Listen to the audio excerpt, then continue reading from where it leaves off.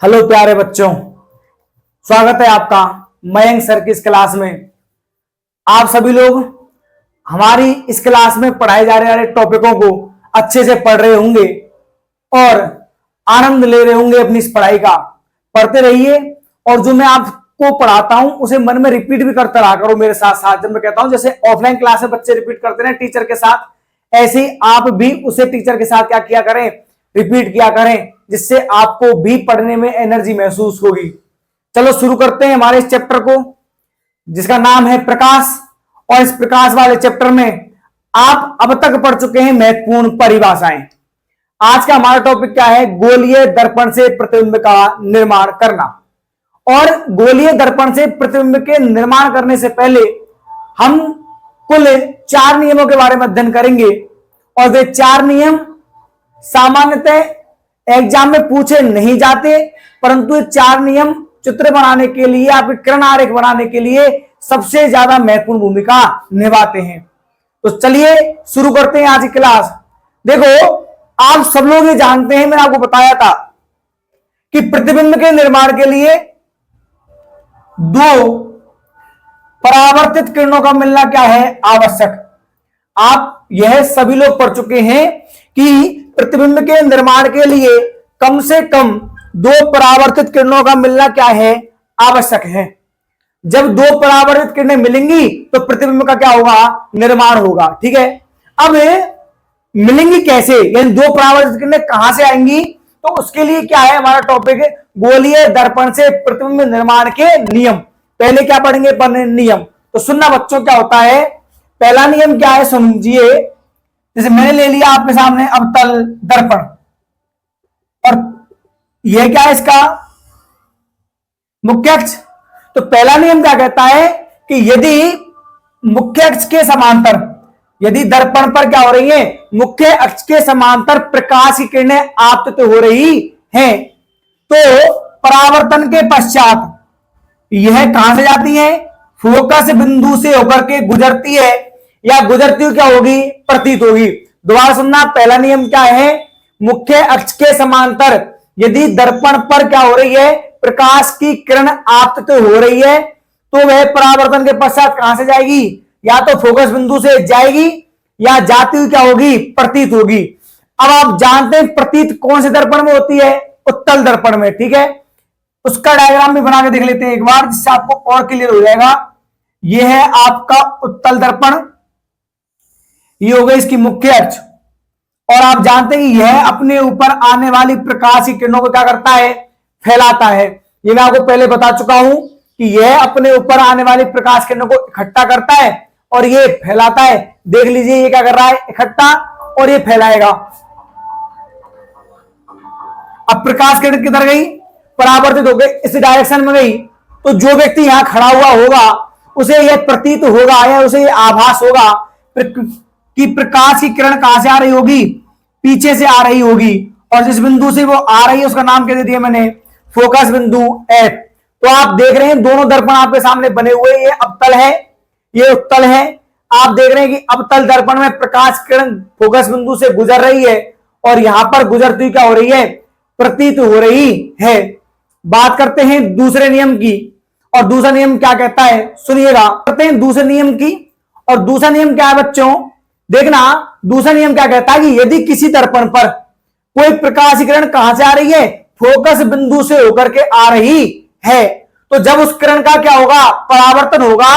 तो परावर्तन के पश्चात कहां चली जाएगी? वो मुख्य अक्ष के कहां चली जाएगी? समांतर चली जाएगी। दोबारा सुनना, दूसरा नियम क्या है कि यदि कोई प्रकाश किरण फोकस बिंदु से होकर क्या हो रही है? आपतित हो रही है, तो परावर्तन के पश्चात कहां चली जाती है? वह मुख्य अक्ष के समांतर चली जाती है।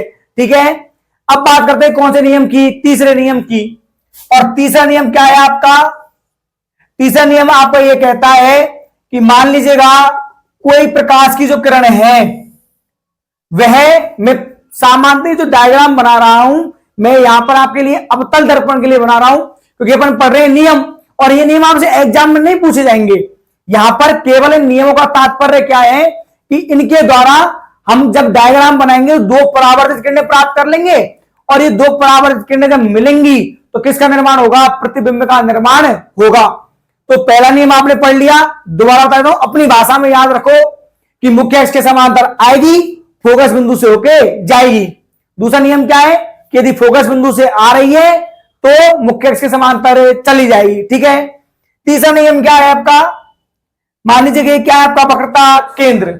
और तीसरा नियम कहता है कि यदि कोई प्रकाश की किरण दर्पण पर वक्रता केंद्र से होकर आपतित हो रही है तो परावर्तन के पश्चात वह उसी दिशा में लौट जाती है। दोबारा सुनना, क्या है बच्चों तीसरा नियम?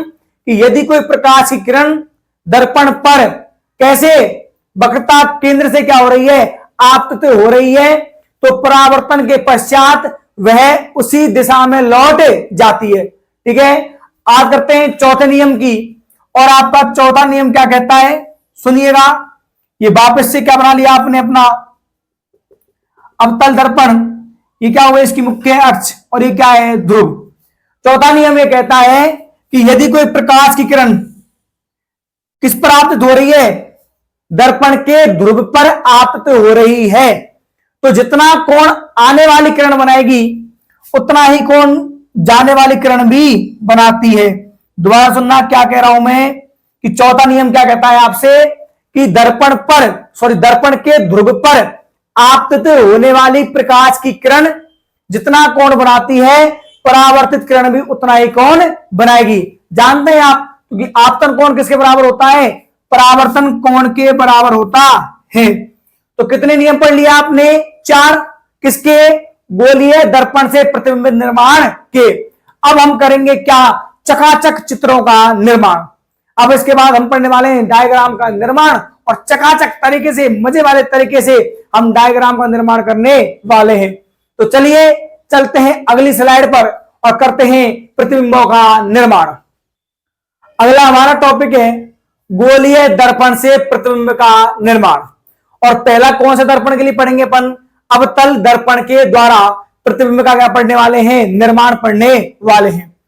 अब आपको मान लीजिएगा एग्जाम में क्वेश्चन आया कि अवतल दर्पण के लिए ये कंडीशन दी हुई है और प्रतिबिंब का क्या कीजिए? निर्माण कीजिए। तो बच्चों आप प्रतिबिंब का निर्माण यानी किरण आरेख तब बना पाएंगे जब आपको पता होगा कि बन कहां रहा है प्रतिबिंब आपका। तो चलो सबसे पहले अपन सरल से तरीके से ये समझते हैं कि आखिरकार प्रतिबिंब की अपन स्थिति कैसे ज्ञात करेंगे। तो देखना, मान लीजिएगा ये क्या है आपके पास? अवतल दर्पण है, और ये क्या हो गया इसका? ध्रुव। ये मान लिया आपने फोकस बिंदु, और ये क्या हो गया इसका? वक्रता केंद्र। मैं बता क्या रहा हूं आपको कि हमें क्या निकालनी है? कंडीशन निकालनी है कि कितनी कंडीशनों में अवतल दर्पण के द्वारा प्रतिबिंब बनते हैं। कंडीशन का मतलब वस्तु कहां कहां रखी हुई है। अब अवतल के लिए टोटल कितनी कंडीशन है? 6। और वो 6 कंडीशन कैसे आई वो बन जाने का क्या करते हैं? प्रयास। मैं इधर लिख रहा हूं आपके सामने बिंब की स्थिति, कि बिंब कहां रखा हुआ है, और एक तरफ मैं लिखने वाला हूं यहां पर कि प्रतिबिंब कहां बनेगा। और यदि आपको यह पता है कि बिंब यहां है तो प्रतिबिंब आपका यहां बनेगा, तो डायग्राम का निर्माण आपके लिए बहुत ही क्या हो जाएगा? आसान। तो समझना, पहला जो सिर्फ और सिर्फ आपको पहली कंडीशन याद रखनी है। और पहली कंडीशन क्या है? जब बिंब कहां रखा हो? अनंत पर। जब बिंब कहां पर हो बच्चों? अनंत पर। तो देखो प्रतिबिंब कहां बनेगा? बस ये बात आपको याद रखनी, कहां बनेगा? एफ। एफ मतलब आगे फोकस है बिंदु पर। तो जब वस्तु अनंत पर रखी है तो प्रतिबिंब का निर्माण होता है एफ पर। अब आपको कुछ नहीं करना, बस मेरी एक बात सुननी है।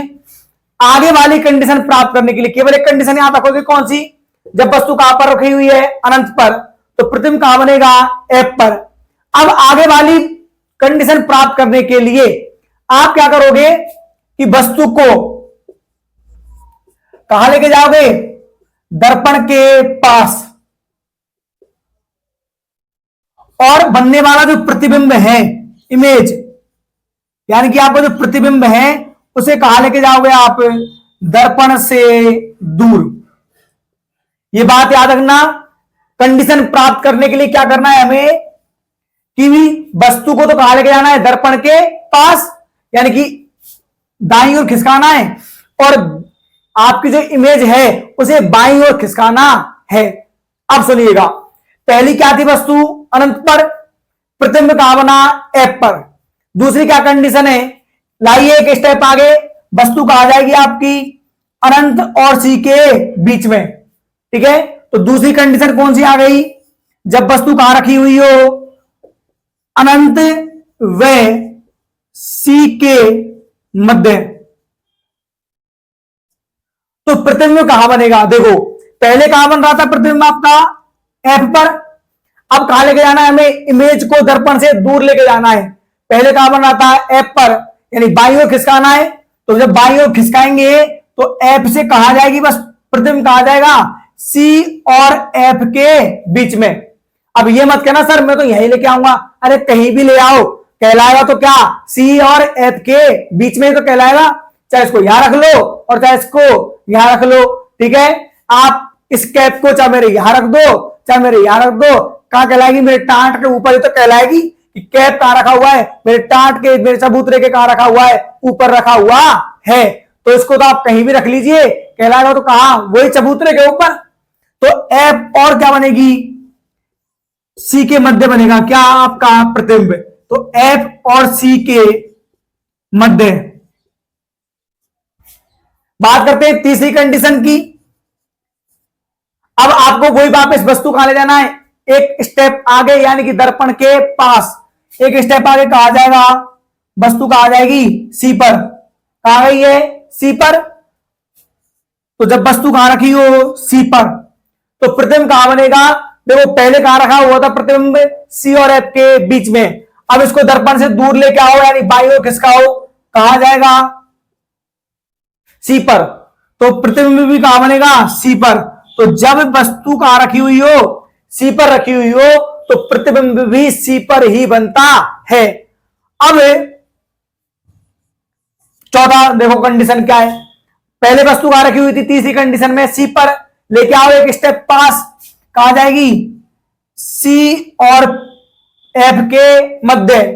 वस्तु कहां रखी हुई हो, सी व एफ के मध्य रखी हुई हो, तो आपको प्रतिबिंब कहां बनेगा बच्चों, पहले कहां बना था प्रतिबिंब, सी पर, लेके जाओ बाईं ओर, जब बाईं ओर खिसकाओगे तो कहां जाएगी, सी और अनंत के बीच। तो कहां बनेगा, सी व अनंत के बीच। पांचवी कंडीशन देखो कहां आएगा, फिर लेके जाओ वस्तु को दाईं ओर खिसकाओ, कहां जाएगी वस्तु, सीधी एफ पर। तो वस्तु कहां गई है आपकी, एफ पर। प्रतिबिंब कहां बना हुआ था, सी और अनंत के बीच में, अब कहां जाएगा, अनंत पर। तो पांचवी कंडीशन में प्रतिबिंब कहां गया है, अनंत पर। और लास्ट और फाइनल कंडीशन, क्या अब भी कोई जगह बची हुई है क्या, जहां आप बीच में घुसा सकते हैं, हां बची हुई है, ये रही जगह क्या करने के लिए, वस्तु को बीच में घुसाने के लिए। और वह जगह कौन सी है, एफ और पी के मध्य। तो घुसा दीजिए वस्तु को एफ और पी के मध्य। तो जब वस्तु कहां रखी हुई हो, एफ और पी के मध्य रखी हुई हो, तो कहां बनेगा, कहां बनेगा, अनंत तक तो बन चुका है। अब अनंत के बाद क्या है, अनंत के बाद तो सब कुछ क्या हो जाता है, समाप्त। अनंत तो है ही अनंत है, जिसका अंत ही ना वो क्या है, अनंत। तो फिर क्या करेंगे, कुछ नहीं करेंगे, इसी के टाट के ऊपर जाके बैठ जाएंगे, मतलब कहां पर, दर्पण के पीछे। तो इसी की खोपड़ी पे नाचेंगे अपन, तो इसकी खोपड़ी पे नाचो, और कहां नाचोगे, दर्पण के पीछे। तो कितनी कंडीशन हो गई, 6।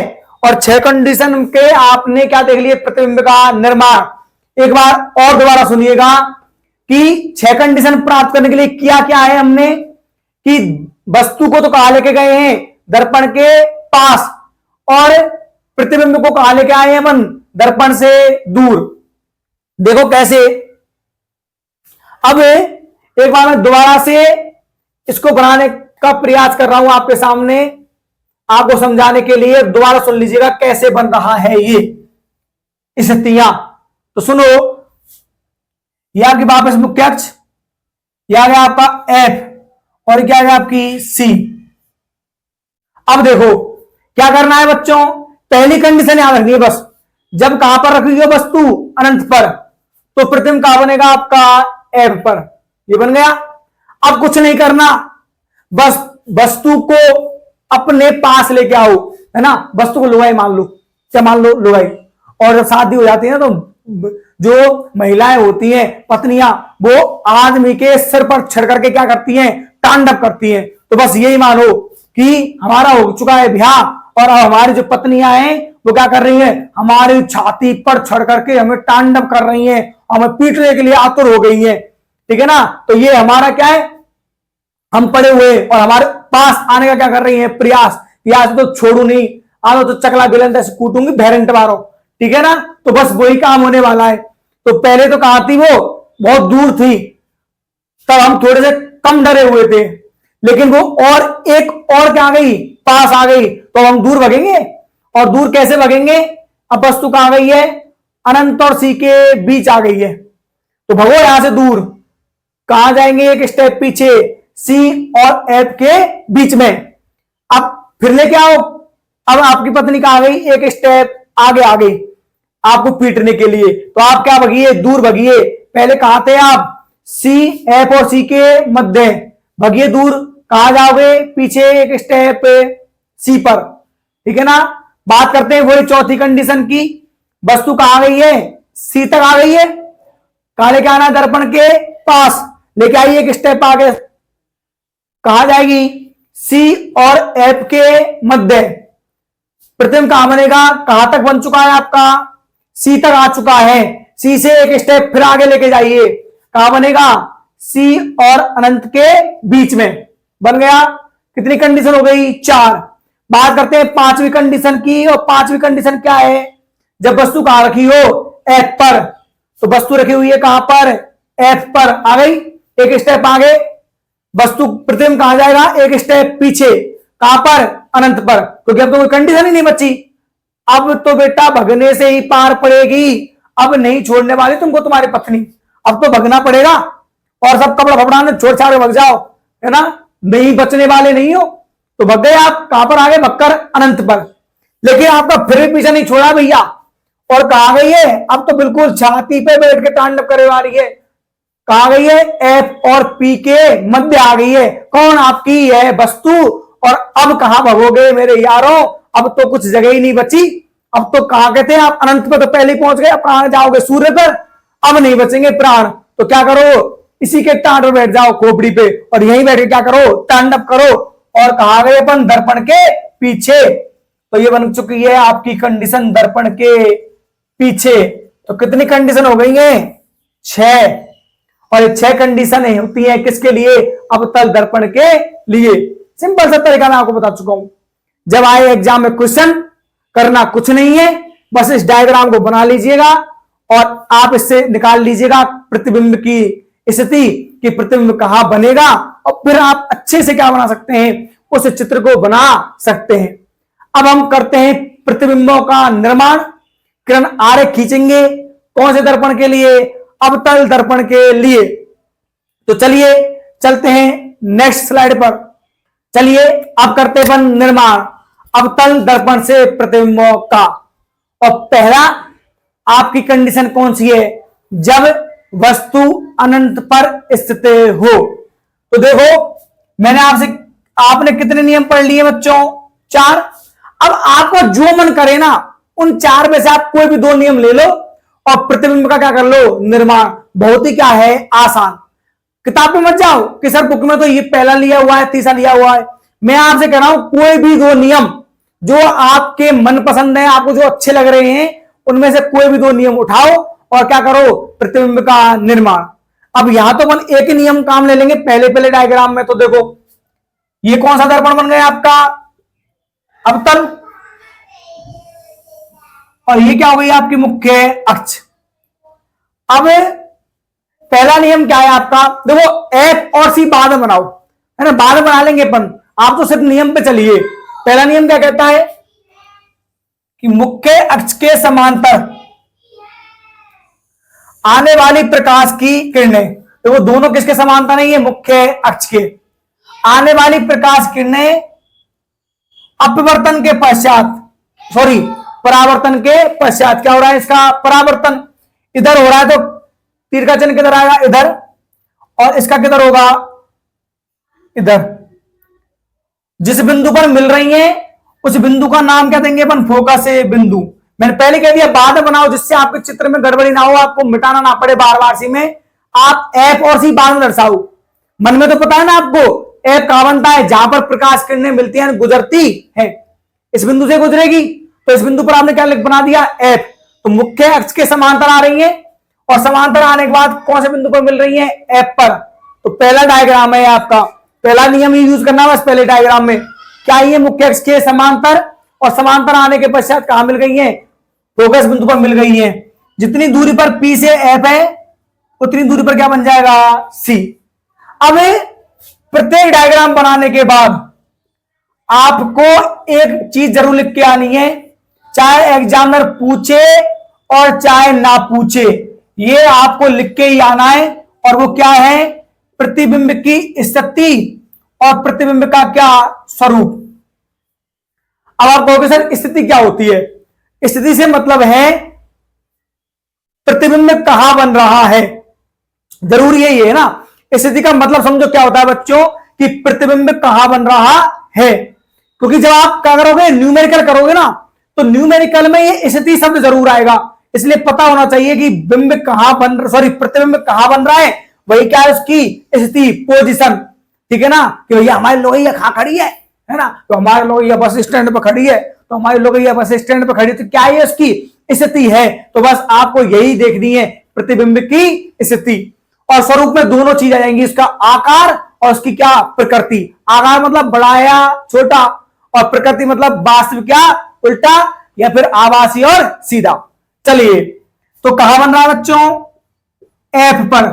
और एफ क्या है आपका, फोकस बिंदु है। कौन सा बिंदु है, फोकस बिंदु। फोकस करो, ये देखने की चीज है, एक बार देखो हजार बार देखो, ये देखने की चीज है, हमारे दिलरुबा जाने जा। तो देखिए क्या है ये, एफ फोकस है बिंदु, और इस पर क्या कीजिए, फोकस कीजिए। और दूसरा क्या है, कैसे आकार का है, बिंदु के आकार का है, तो बिंदु के आकार का है। और तीसरा कैसा है, तीसरा है ये कैसा, बड़ा या छोटा, तो बिंदु के आकार का, वास्तविक या आभासी, वास्तविक है, क्योंकि प्रकाश किरणें कैसे मिल रही हैं, वास्तव में मिल रही हैं, तो वास्तविक है। और कैसा है, उल्टा है, हमारे साथ जो भी घटनाएं हुई वो सभी क्या हुई है, वास्तव में हुई है। तो प्रतिबिंब कैसा बनेगा, वास्तविक बनेगा। तो क्या कंडीशन बन गई है, पहला डायग्राम स्वाहा समाप्त हो गया है। ठीक है, चलें दूसरी कथा पर चलिए। और दूसरा क्या कंडीशन बनेगी आपकी, जब वस्तु कहां रखी हुई हो, अनंत और सी के मध्य रखी हुई हो। तो चलिए चलते हैं अगली कथा पर। कंडीशन क्या है आपकी, जब वस्तु कहां रखी हुई हो, अनंत और सी के मध्य रखी हुई हो। तो मेरे बच्चों, आपने ये डायग्राम मैंने भी आपको बनाने के लिए कहा था रफ में, देखो जब वस्तु कहां थी, अनंत पर, तो प्रतिबिंब कहां बना था आपका, एफ पर। अब आप एक स्टेप कहां ले आए आगे, किसको, वस्तु को, अनंत और कहां ले आए, सी के मध्य। तो प्रतिबिंब कहां बनेगा, पीछे आ जाओ, कहां बनेगा, एफ और सी के मध्य। ठीक है, अब तो बनाना आसान है। चलो, ये क्या है आपका, अवतल दर्पण, और ये क्या बन गई आपकी उसकी मुख्य अक्ष पी। अब देखो कहानी क्या है, मैंने कहा चार में से कोई भी दो नियम ले लो, और मेरे बबुआ चार में से कोई भी दो नियम लेते जाओ और मौज उड़ाते जाओ। एफ और सी हमें दर्शाने नहीं है, बाद में दर्शाएंगे, बस माइंड में रखना कि सी कहां है और एफ कहां है। तो पहला नियम, मान लो ये क्या है आपकी वस्तु। अब इसकी जो चोंच दिख रही है, चोंच थूतड़ी, इसकी जो चोंच है ना, वो किसको दिखा रही है, आपके मुखार बिंद को दिखा रही है कि यह क्या है, आपका मुखार बिंद है। और आपके चरण है ना, चरण, चरण कहां रखे हुए हैं, मुख्य अक्ष पर। तो यानी वस्तु कैसी रखी हुई है, सीधी। कैसी रखी हुई है, सीधी। अब देखो पहला नियम क्या कह रहे भैया, कि मुख्य अक्ष के समांतर आएगी तो फोकस बिंदु से होके जाएगी, तो गुजार दो फोकस बिंदु से, गुजार दी। जिस बिंदु से होकर के जा रही है उस बिंदु का नाम क्या मेरे बच्चों? एफ। क्या? एफ। अब तुम एक बात और याद रख लेंगे का, रख लियो, सुनो। मान लो वस्तु कहां रखी हुई है? सी से पहले पहले रखी हुई है। सी से पहले पहले मतलब चाहे तो रखी हुई हो अनंत पे, काय पे? अनंत पे। और चाहे कहां रखी हुई हो? अनंत और सी के मध्य। तो मेरे रसगुल्लों बनने वाला प्रतिबिंब कैसा होगा?